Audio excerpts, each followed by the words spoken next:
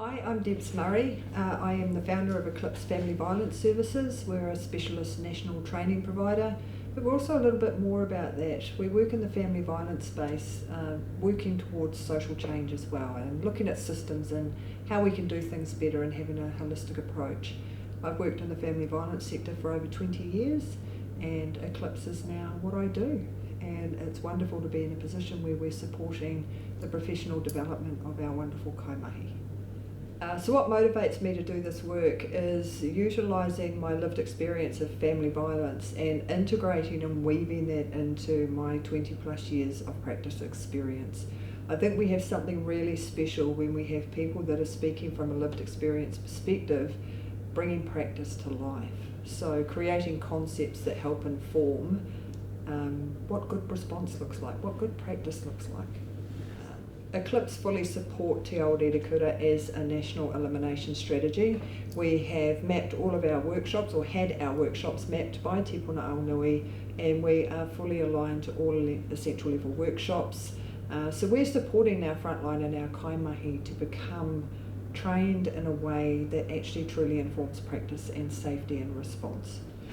I think the role of government in supporting organisations and systems to respond appropriately to family and whānau is about providing a strategy, a structure, a framework from which we can work from, which I think Te Aotearoa does. And I think it's about bringing the likes of the Entry to Expert Capability Framework and SOS and the Risk Safety Practice Framework into one space, so we have this beautiful tool that informs not only kaimahi-based practice, but also a systems accountability and consistency of practice and service response. So many models of practice talk about coercive control as being one individualised aspect or dynamic of family violence. I believe that coercive control and ECLIPSE have developed a concept that indicate and highlight coercive control is intentional, and it exists in every single perpetrated act of family violence, whether that's physical or non-physical. It's an intentional act of coercion in order to gain control over another human being, and that results in our primary victims becoming entrapped. So coercive control in family violence is a liberty crime because it removes our primary victims' ability to exist freely and safely in their own world. Coercive control is like a foundational aspect of what family violence is. Family violence is coercive control.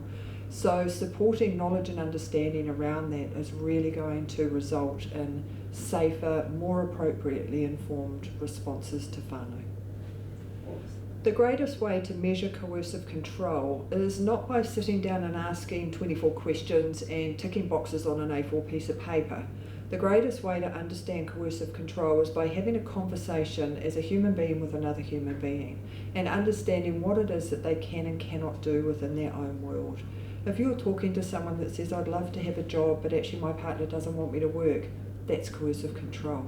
So just by having conversations with people about the realities of their own world, you can begin to measure whether someone has freedom to exist as themselves or not. That's simply how you measure coercive control. It's a spectrum. So like if you have an assault charge, you may have something as a common assault, or it may be a grievous bodily harm. It's the same with coercive control. There may be one or two factors of coercion to gain control, or there could be multiple and we have someone completely physically, emotionally, sexually, spiritually entrapped. So it's just about understanding those core things to look for. I absolutely believe that change is possible, and I absolutely believe that we can support the building of safer whānau and community. And that's not necessarily by what we do to whānau. It's about walking with whānau. It's about allowing whānau to tell us what they need from us as practitioners and responders, as systems and as a sector. It's about us asking, how can we serve you? It's not about telling people what to do, how to do it, when to do it. That's just placing another power dynamic into a space where there's already power dynamics that are not healthy and are not good. We want to open the doors to connection and engagement, not close them down. So by sitting across from someone and saying, how can I help you? This is where I'm from, this is what I can do, this is what I can offer, now tell me what it is you need, rather than knock on someone's door and go, this is where I'm from and this is what you need to do. That's the quickest way to create a barrier to shutting down connection and engagement. So if someone's worried about someone potentially experiencing family violence victimisation or someone that may be perpetrating harm, I think the first thing to do is reduce judgment.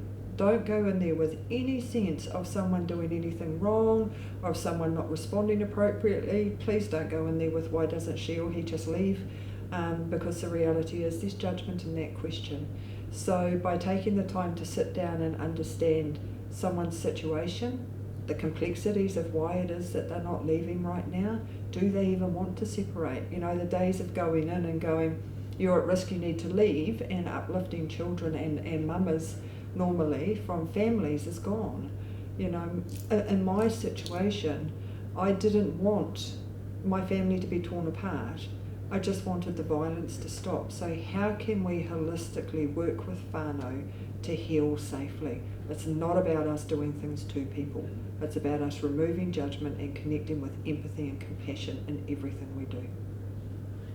I think it's really important if we're working with people or we're concerned about people as whānau or people that work in the sector or community, you don't just encourage people to up and leave, because actually that's the most at-risk period of time. So the greatest thing that you can do if you're wanting to offer support is to connect with your local organisations, the specialist family violence providers, ask them what it is that you can do to support somebody, put a plan in place, make sure that what you're going to do when someone leaves is able to be done safely, because the majority of family violence homicides occur at the time of or around the time of leaving. So please make sure that there's a robust safety response in place before you just try and get people to leave. I guess I'm really privileged in that I get to sit with and communicate with thousands of people from across our sector regularly. I'm in this incredibly privileged position, and the message that we like to give is please take a moment to understand what it is to walk in whānau's shoes, to understand that there are many, many complexities that inform family violence, and we don't have a right to sit in a position of judgment. So the greatest thing I would like to ask is take the time to understand the experiences of the people you're serving. Just because you have two situations in whānau that may look the same doesn't mean they are the same. How they're experiencing the violence that's been perpetrated against them will be completely different. So taking the time to understand those individual experiences and then developing plans and strategies, including whānau voice, in a way that recognises their individual experiences is really the key to connection with whānau. In Aotearoa New Zealand, we're very good at measuring family violence as black eyes and broken bones, and actually the majority of family violence that's perpetrated is non-physical. It's those wounds that are inflicted upon our heart and souls, the name calling, the degradation, the defamation, the taking away of our identity and our sense of self. And it's so important that we have a way of recording that. So coercive control is about identifying patterns of harm, and I've created some journals that will be coming out in the next few months that actually allow kaimahi or whānau or friends to support the people that are experiencing family violence, to record what is happening to them, to record and identify patterns of harm, so that when the time comes, or if the time comes, that they want to go to police or that they want to maybe get a protection order or a parenting order, then there's a history of violence that's been collated to help inform those things to happen. So the journals are there to help record patterns of harm, to help explain people's experiences of family violence in one space. They're able to be, it will also actually help support a reduction in the administration of what it is that our kaimahi are doing. We have a lot of administration heavy processes, and you could literally fill out this journal and take a photo of it and pop it in as your case notes. So as much as reducing administration, really what it's about is ensuring that we have a way and a space to continue to record whānau experience that's going to support action in the future if that time ever becomes right. So if anyone's listening to this and thinks they might be experiencing coercive control, think about the people that you can talk to about that. Think about whether you're able to explore that situation in a way that really exposes what's happening to you. Are you in a position to be able to change that safely? What does that look like? Are you in a position to leave a relationship safely? But more importantly, just talk to people. Understand that what's happening to you is something. When I understood about coercive control for the first time, my own story of family violence victimisation finally made sense. So take the time to explore your own journey so that it makes sense in your mind. Something is happening to you, and it's about understanding how safe or unsafe you are in that space, and then reach out to the people that can truly offer you the right support.